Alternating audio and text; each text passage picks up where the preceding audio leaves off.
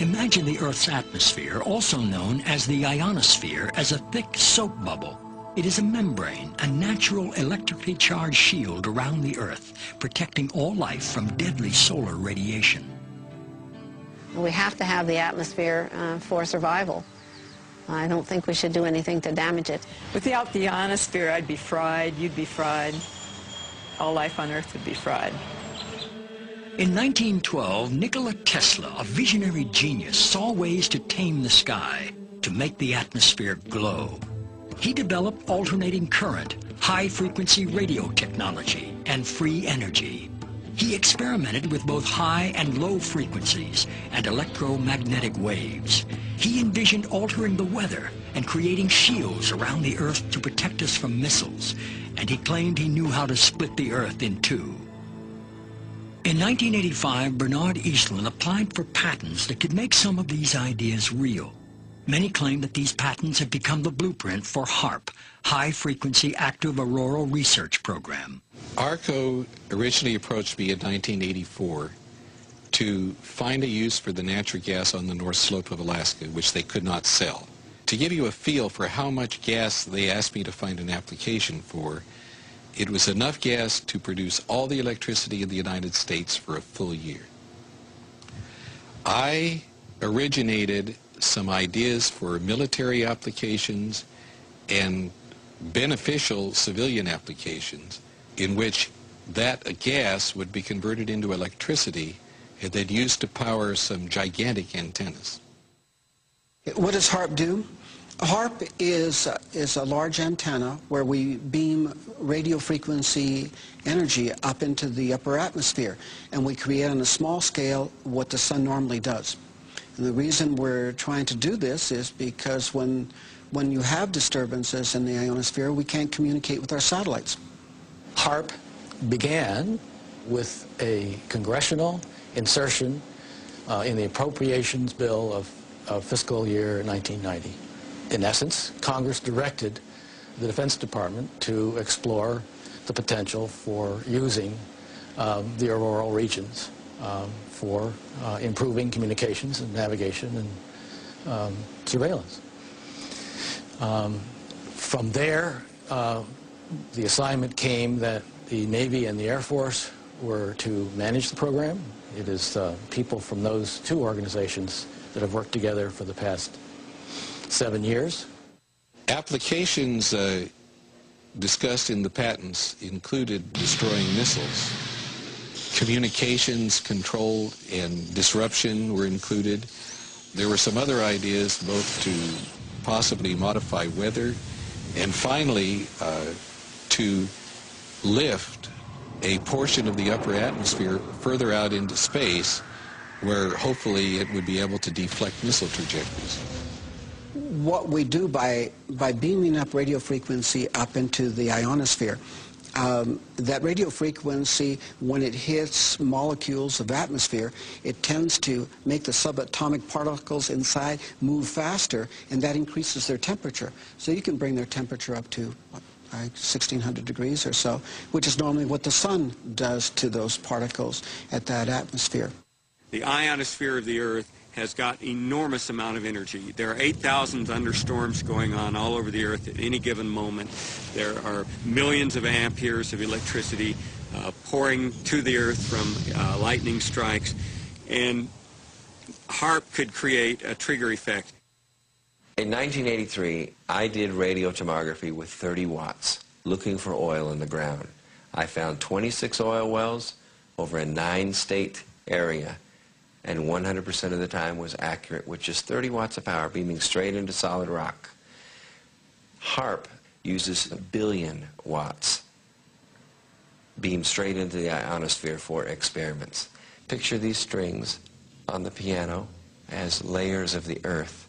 Each one has its own frequency. What we used to do is beam radio waves into the ground, and it would vibrate any strings that were present in the ground. We might get a sound back like, and we'd say, that's natural gas. We might get a sound back like, and we'd say, that's crude oil.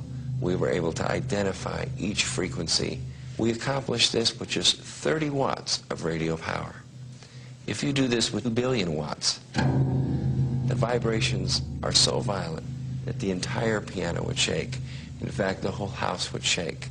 In fact, the vibrations could be so severe underground that could even cause an earthquake.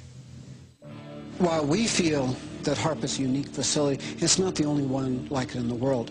HAARP has some capabilities that we feel are better than some of the others. You can change the frequencies. You can shift the beam so that you can move it from one part of the ionosphere to another, and it has quite a bit more power than some of the other facilities throughout the world that are doing the same kinds of research. I chose what's called a phased array antenna for the patents because it can be aimed. Picture holding your microwave oven in your hands with the door open.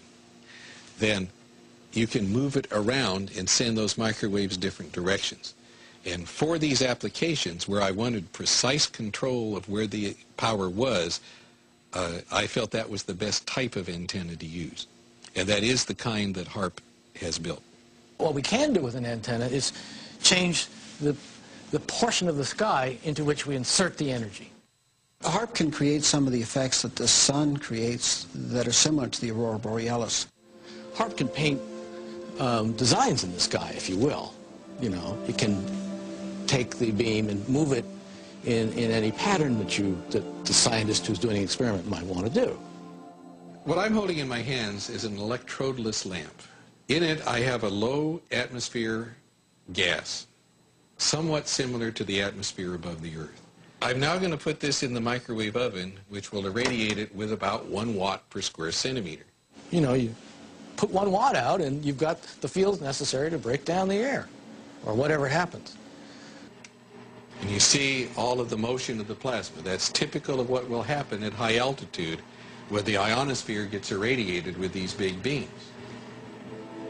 That was 1 watt per centimeter. HAARP focuses 3.6 million watts and squeezes it into a billion-watt or gigawatt beam. We're squeezing the megawatts into a narrow beam. Then in a very tiny area, you can create what's it called, an effective gigawatt. Is HAARP safe? Yes, HAARP is safe. The Earth is a web of interconnections. How do we know what we're doing when we blast the upper atmosphere with a huge amount of energy? It takes a tiny, tiny amount of energy to release a huge amount of energy. It's the same as a bullet, for example. If you have the primer on the back of a bullet, and that primer releases a tiny amount of energy, but it triggers the larger power in the bullet itself. And HAARP is playing with the energy system of the Earth. In the HAARP program, we have, I believe right now, 18 different colleges and universities that are working the program with us. University scientists are interested because they're studying science, and this is a major effect on the Earth, and so they want to know more about what it is and what it does. HAARP has no effect on the Earth. HAARP began in the 1980s, and we were just beginning to learn about chaos theory, how a tiny stimulus can change the dynamics of a living system like the human body or the whole living Earth. I don't think the people who developed HAARP were even aware of that science or its impact in the life sciences.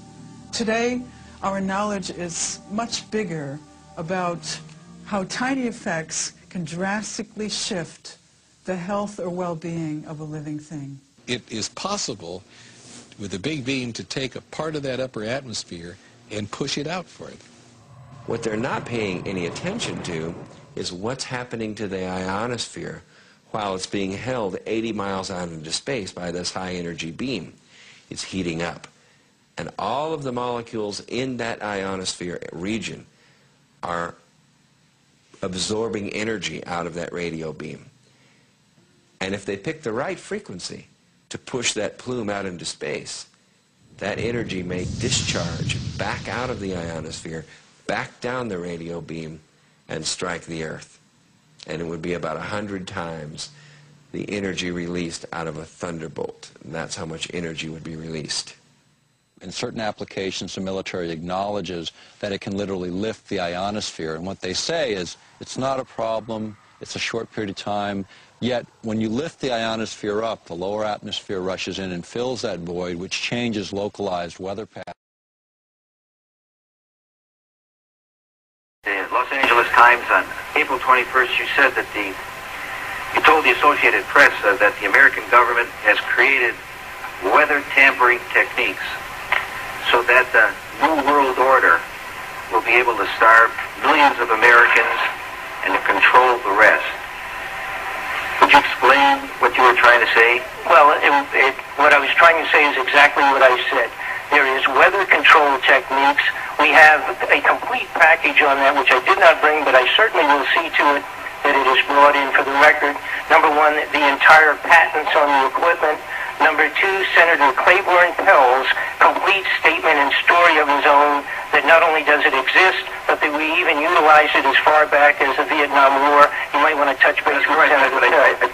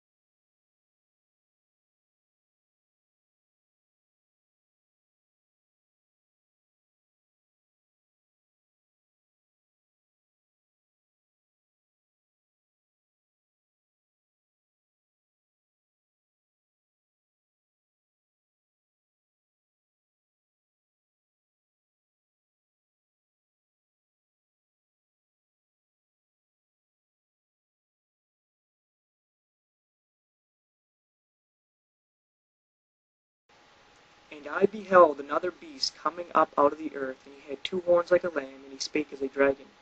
And he exerciseth all the power of the first beast before him, and causeth the earth and them which dwell therein to worship the first beast, whose deadly wound was healed.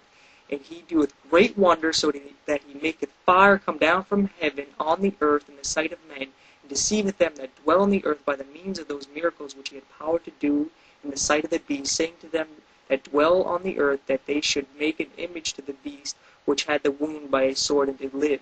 And he had power to give life unto the image of the beast, that the image of the beast should both speak and cause that as many as would not worship the image of the beast should be killed.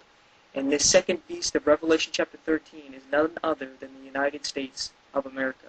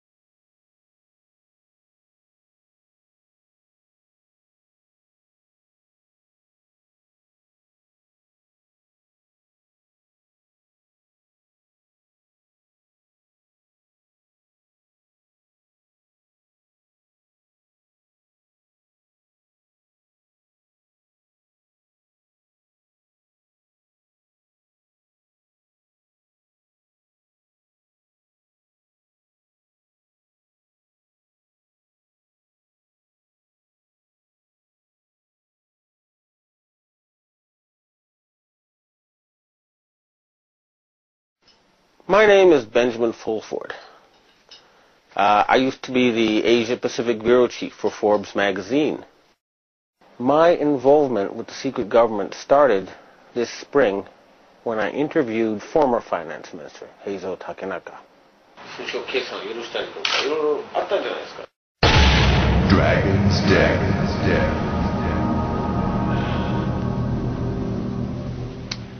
I confronted him with evidence that he had sold out the Japanese financial system to a group of financial companies controlled by David Rockefeller and Rothschilds. The very next day, I got an email from someone who said he was introduced by Mr. Takenaka and he wanted to meet somebody. The person I met gave me this Freemason badge, and he said to me that he was a professional assassin and that I could either stop exposing people, he said I could either continue exposing people and die at the age of 46, or I could become basically Finance Minister of Japan. Now I have all this proof on tape and video. This is apparently what happens to a lot of people on this planet. They get to a certain level and they're told either you join us or you die. And most of them join them, and that way they get the elite in their pocket. And that's the secret of their control. In my case, I would have probably had to do that too. Although, once I realized I had met an honest, genuine, high-level Freemason who told me there were 13 levels of Freemason above the 33rd degree, and that these people were God. There was no God, they were God. So I asked them about their plans to kill people, and they said, yes, there are too many people on the planet. We need to get rid of several billion. And war doesn't seem to work, so we're going to use disease and starvation. Now, I don't know about you, but I couldn't live with something like that. And my first thought was I'll have to pretend to join them and try to, throw them over from the inside. And I suspect a lot of the people inside those groups have the same feeling. They hate being there, but they're scared. But they'd love it if these guys were overthrown. So you got to remember, not everybody in the secret government is evil. In fact, I'd be willing to bet a majority actually want to do good things for the planet, but they're scared. The very next day after I got this threat and offer of a bribe from the ninja, the guy who described himself as a ninja, a Chinese secret society contacted me. It's actually an Asian secret society. It's not Chinese. It's Japanese, Korean, Vietnamese. It's all of Asia. And they offered me protection. And this is their booklet. One of them. This is the booklet of the other. Now, people who know will know this is real.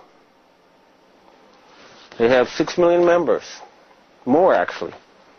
Including 1.8 million gangsters and a lot of very intellectual people. They can mobilize all public opinion in Asia. So, with their protection, I continued exposing David Rockefeller. And earlier this year, I issued an ultimatum on rents.com. The answer to the ultimatum was that the self-described assassin told me there would be an earthquake in Niigata Prefecture, Japan. And 2 days later, there were, on 2 consecutive days, earthquakes right on top of Japan's largest nuclear power plant. And I'll try to present this to people in the future. There was video taken of a ball of plasma in the atmosphere above Niigata on that day.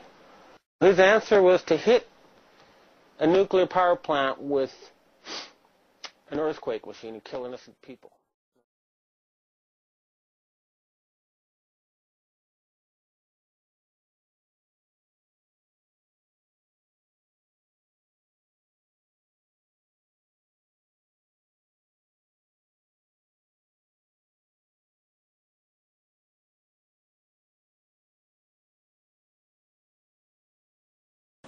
Last year, I confronted Heizo Takenaka, the former Japanese finance minister, over why he handed over control of the Japanese financial system to a group of American and European oligarchs.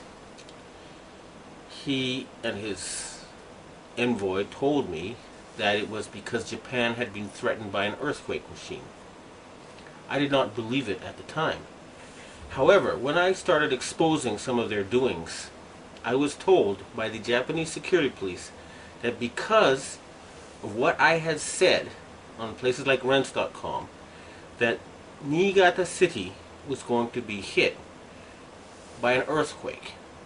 2 days later, Japan's largest nuclear reactor was the exact epicenter of 2 earthquakes, both 6.8 in magnitude. That was too much of a coincidence for me. So I started doing research and found out about HAARP, H-A-A-R-P. And I realized that they really did know how to make earthquakes. And they do it by shooting a 1 billion watt microwave into the ionosphere, which is the part of the atmosphere that has a lot of energy in it. That pushes the ionosphere up into outer space, and then it rebounds. And the way it rebounds can cause earthquakes. Just like an opera singer can break a glass by singing at a certain level, or by dragging your fingernails on a blackboard, you feel a weird sensation. If they adjust the vibration for the rock underneath their target site, they can do that. The same machine can also heat up subterranean water to cause earthquakes. And remember, a 1 billion watt microwave. What does microwave do to water? It heats it up. Now imagine if you put 1 billion watts into a tropical storm. You could make it much bigger, and you could change the direction it flows in. You know how there's high pressure zones and low pressure zones. Well, high is hot and low is cold. And the hot flows into the cold. And vice versa, and there's more of the cold. So they can heat up an area and cause it to flow into a next door area. In other words, these people are capable of creating the cyclone that hit Myanmar, the tsunami that hit Indonesia, and the earthquake that hit China.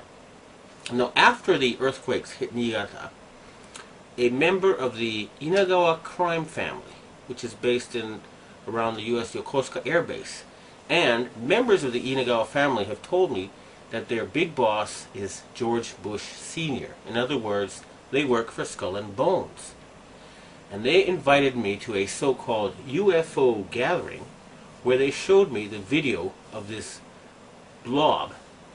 They told me it was a UFO, but it was obviously, to me anyway, a plasma weapon, or a ball of heat created by something like a 1 billion watt microwave. And I predicted in my blog that there would be videos of lights found above China before the earthquake. And those videos then appeared on the internet after I predicted they would. And furthermore, a Taiwanese satellite detected a 50% drop in the ionosphere, in the amount of electric energy in the ionosphere above the earthquake zone. Now, a 50% drop would be exactly what would happen with HAARP. It would push the ionosphere up, and then it would slam back down. So, it looks like the insane criminals who have taken over the U.S. government are killing people and threatening people with earthquake weapons. It doesn't look like it. I actually have some of the proof. And I want to ask the governments of China and Russia and Japan to reveal to the world everything they know about these weapons and the use by the American forces. I would also like to ask the loyal Americans and the patriotic Americans in the Air Force to please bomb the power generator of the HAARP stations in Greenland and Alaska so they can stop this mass murder. They've already killed 500,000 people. If we find out that the tsunami in Indonesia was caused by them, and there's a good chance because the earthquakes seem to be politically timed. They asked the Indonesian government to open the Straits of Malacca and to join in the fight against terrorism, and they refused. What happened? There was a tsunami, and suddenly they cooperated. In Myanmar, they were about to have an election, and immediately before the election it came. And guess what? Just conveniently, the U.S., British, and French navies are standing by with food supplies. It should take a couple of weeks to get there. What were they doing there already? And China had just succeeded in getting India to join with Russia and Brazil and other countries to join the Shanghai Cooperation Agreement or to cooperate with it. And Japan just had a very, very friendly summit meeting with China where the emperor met the Chinese leader 3 times. President Bush has not met the Japanese emperor in 8 years. Okay? So in other words, the United States is becoming isolated.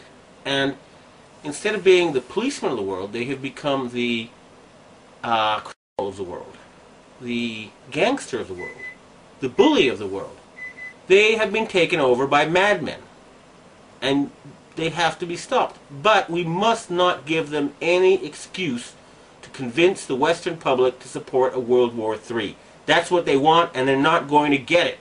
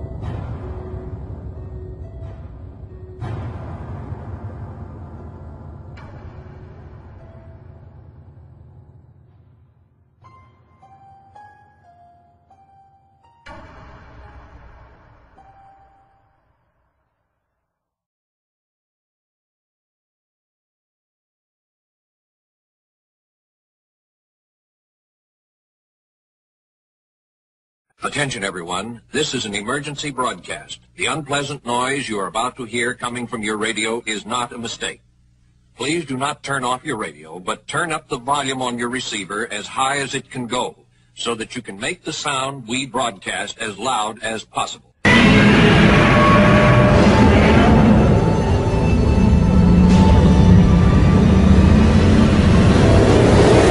About this apparent disagreement between the U.S. and the Japanese, let's look at what the head of the U.S. Nuclear Regulatory Commission said today to Congress about one of those Fukushima reactors.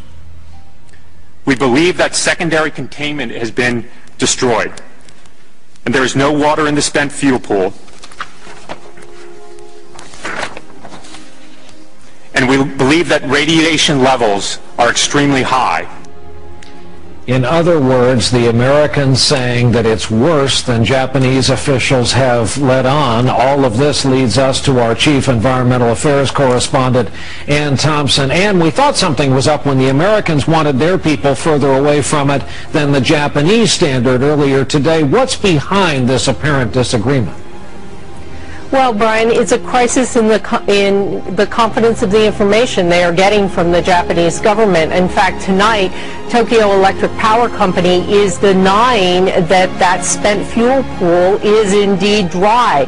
It says that everything is stable at Reactor 4, and you have the head of public affairs for the NRC, the Nuclear Regulatory Commission, who's trying to walk back some of Mr. Jasko's comments today, saying that they understand the Japanese are denying that there is a problem at Reactor 4. They're trying to run that to ground, but what he's saying is they are erring on the side of caution. They're trying to be very conservative because this is a very serious situation. Fukushima's governor has urged the Japanese central government to offer more accurate and truthful information on the radiation leak affecting the country's citizens. Governor Yuhei Sato made the remarks on Wednesday at a meeting with crisis officials and specialists in Fukushima City. The city is about 60 kilometers inland from the nuclear plant. In a makeshift command center there, hundreds of Japanese government workers, police officers, as well as others aiding rescue operations are struggling to stay on top of the devastation caused by the quake and tsunami and the looming nuclear crisis. The prefecture's governor said transparency of information is one of the key issues in the government's dealing of the disaster. I have made an urgent request to Prime Minister Kan. The government must give people in Japan accurate and truthful information on the radiation leakage.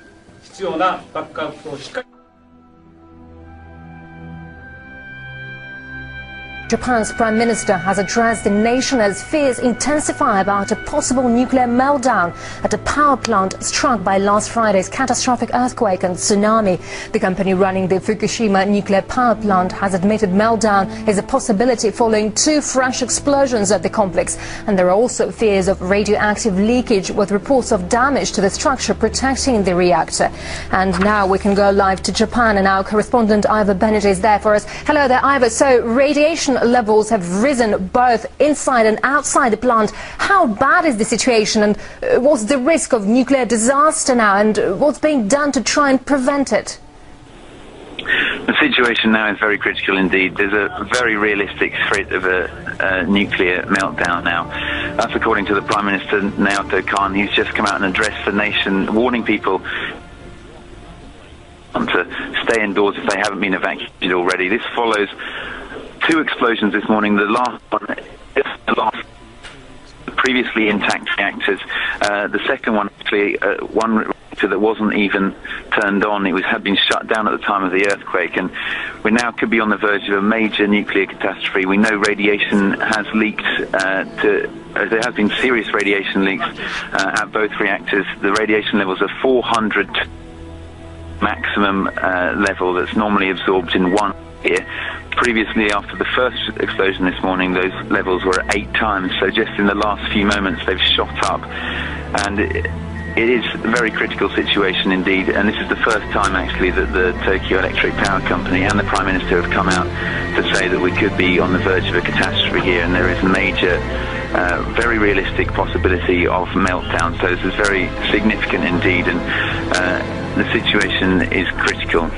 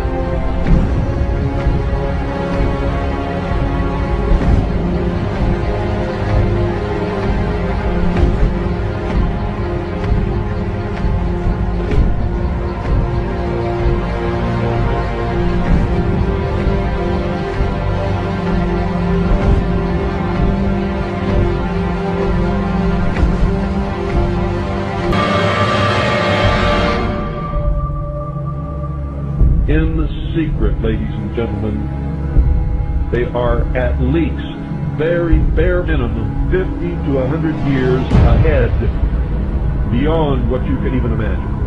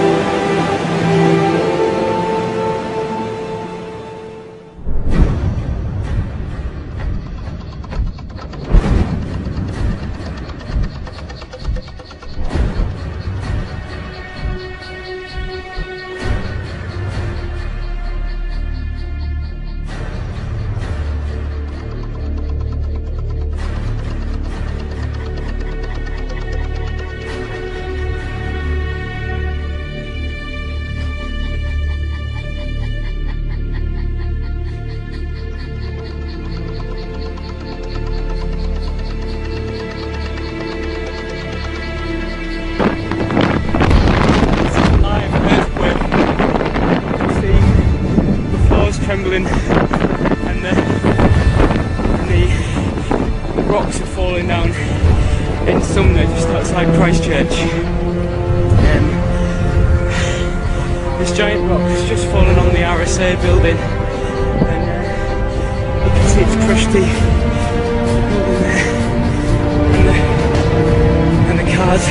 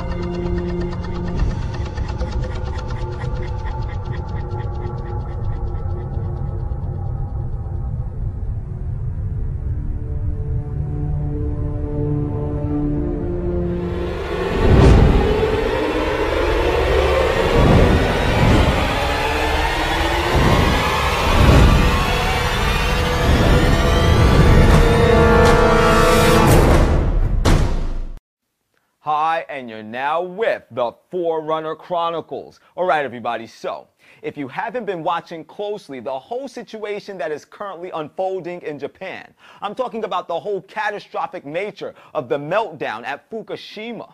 then whatever you're doing right now, you need to stop that and take a look at what I'm about to show you, because it is absolutely out of control right now. And there may be more to it than what they're telling us on the news. Take a look. Tokyo has announced plans to dump nearly 12,000 tons of radioactive water from the Fukushima plant. Is it really as harmless as the government is making out? Absolutely not, and any other normal circumstances, the release of such volumes of water would be described as catastrophic. There's no concept how to store the radioactive fuel. The plutonium, if it is ingested by a human body, almost certainly leads to the development of cancer.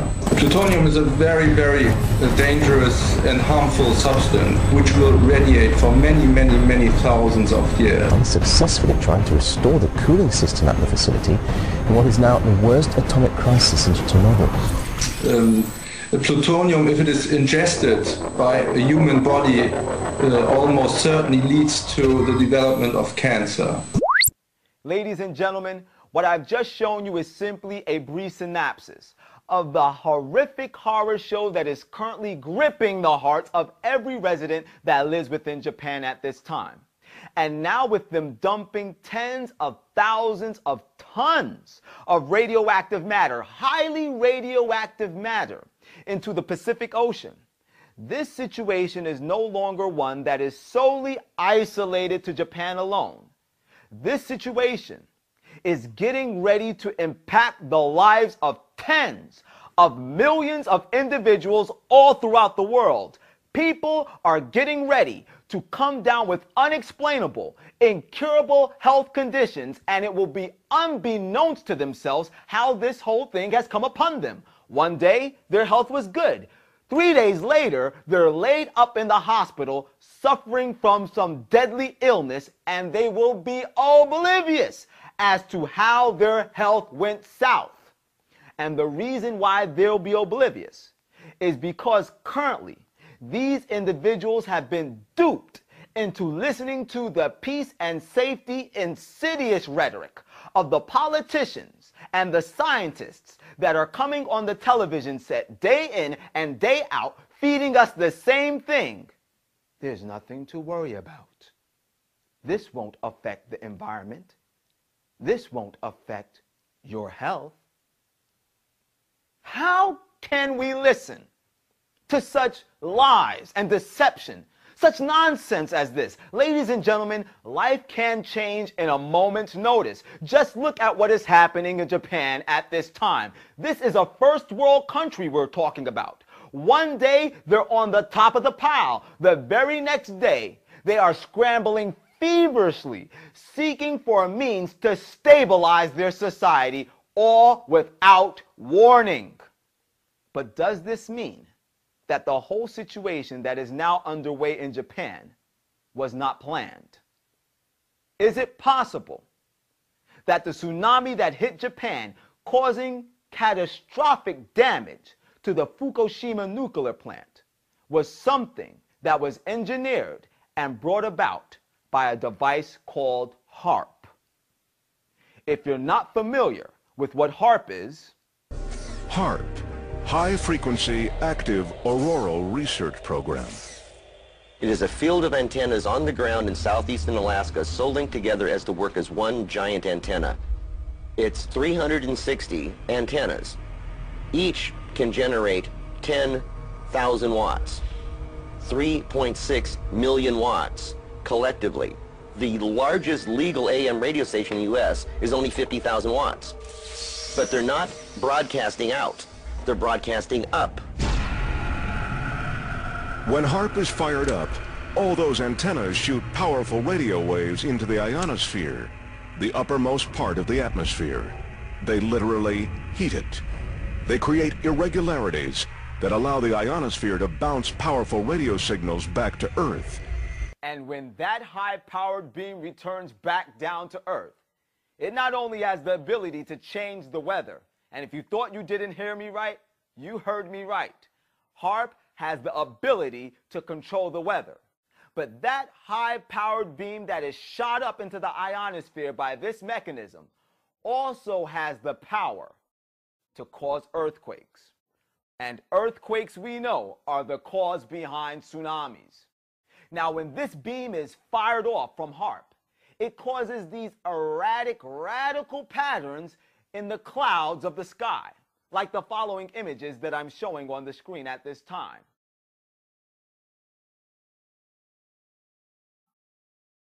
Now, I want you to compare those images that I just showed to you with the following video footage, because what I'm about to show you is actual video of Japan's sky just prior to the tsunami that hit on March the 11th, or should I say on 3/11.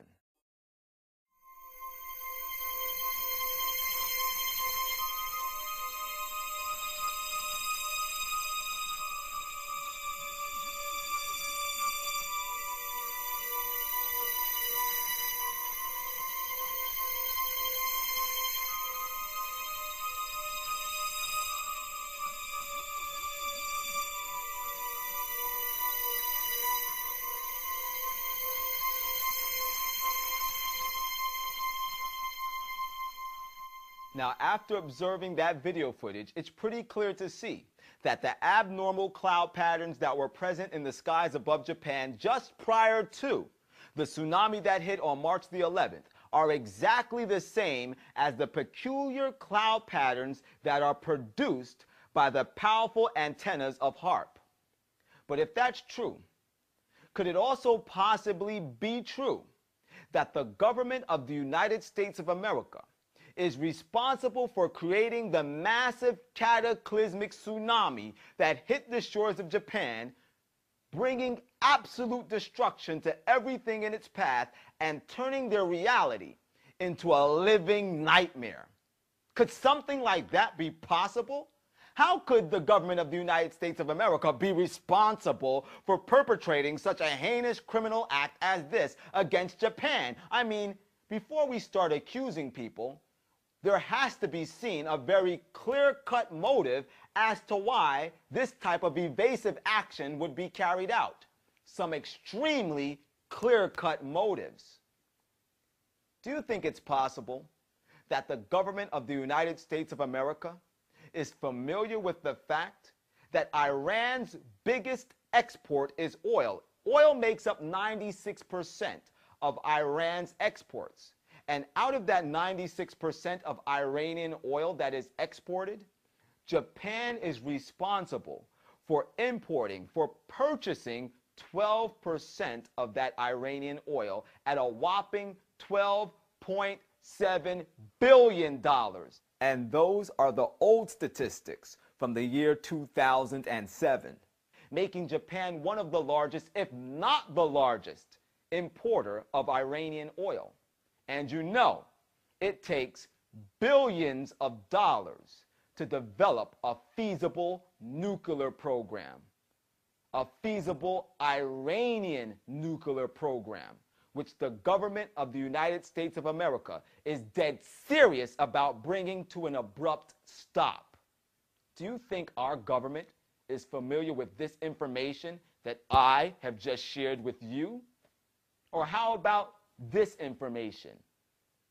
In the February 25th, 2010 publication of the Tehran Times, it is stated that Iran's nuclear program will follow the Japanese model, according to Iranian Representative Ali Larijani.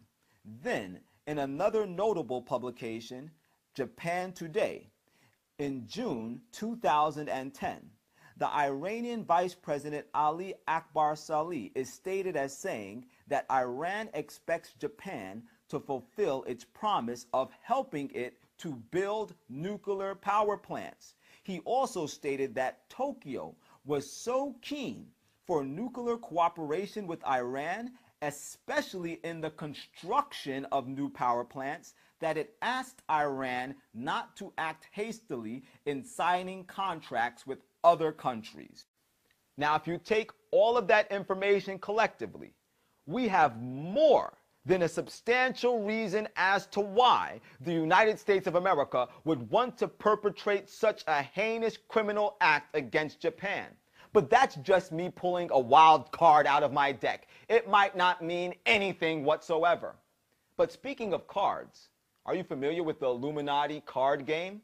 The same card game that years before it transpired was able to mysteriously predict that the Twin Towers as well as the Pentagon would be stricken by terrorist actions.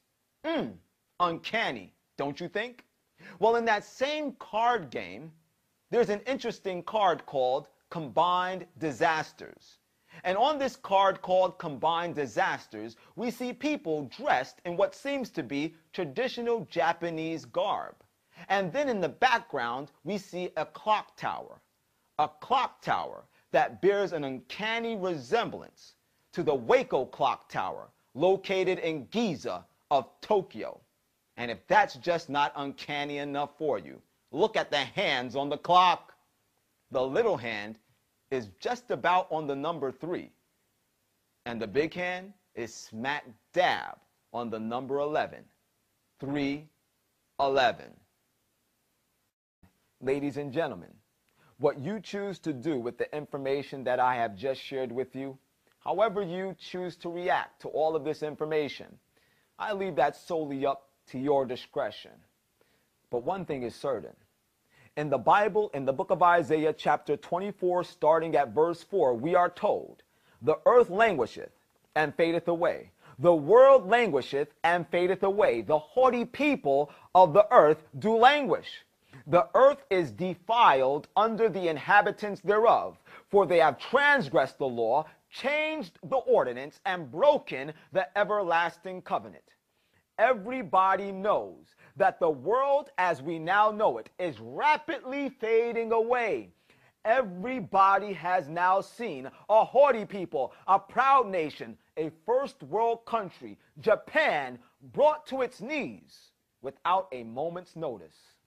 And whether or not you choose to believe that HAARP has anything whatsoever to do with the defiling of this earth at this time, one thing you do know for a fact is that right now in Japan, there is a radioactive chemical dumping frenzy that is taking place that is corrupting and polluting and defiling the waterways of our world. And as a result of these present activities, people all across the world, tens of millions even, are getting ready to suffer from cancer, like the common flu. And that's no joking matter. And you shouldn't be shocked or amazed at this information, because the Bible has already warned us that this would be the state of affairs that we could look forward to just minutes before the conclusion of this earth's history as we presently know it. This is what Jesus told us in the book of Matthew, chapter 24, starting at verse 7, which says, "For nation shall rise up against nation, and kingdom against kingdom, and there shall be famines and pestilence and earthquakes in diverse places." Whether you've read the Bible or not, whether you believe in Jesus or not, I'm almost 100% certain that you have heard someplace by some means that just before the world comes to an end, there'll be earthquakes happening in different sectors all throughout the globe. Whether you believe in the Bible, read it or not, believe in Jesus or not, I'm almost 100% certain that you have heard that there will be pestilence, disease happening in epidemic proportions all throughout the globe just before the end of this world. And that is exactly what we see unfolding at this time right before our very eyes. And the Bible tells us in the very next verse, in Matthew 24 and verse 8, "And all these are the beginnings of sorrows." That word sorrows in the original Greek means birth pangs or labor pangs. What we're talking about here are labor contractions. In other words, all of those prophetic events are the beginning of the labor contractions. Anybody that knows anything about childbirth knows that a pregnant woman must wait until her contractions are about 5 minutes apart until she can truly expect for the time of her unborn child to be delivered.